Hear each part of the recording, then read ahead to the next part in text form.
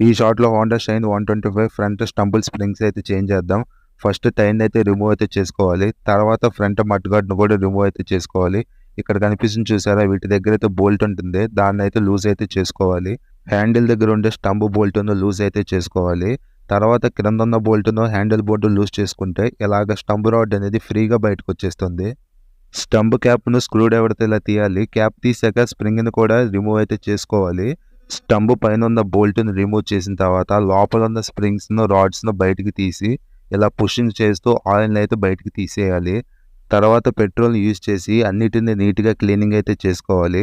స్టంబ్ బిట్‌ని use చేస్తూ పైనున్న ఎల్కీ బోల్ట్‌ని గట్టిగా టైట్ అయితే చేసుకోవాలి. తర్వాత కొత్త స్ప్రింగ్‌ని అయితే ఇన్సర్ట్ అయితే చేసుకోవాలి.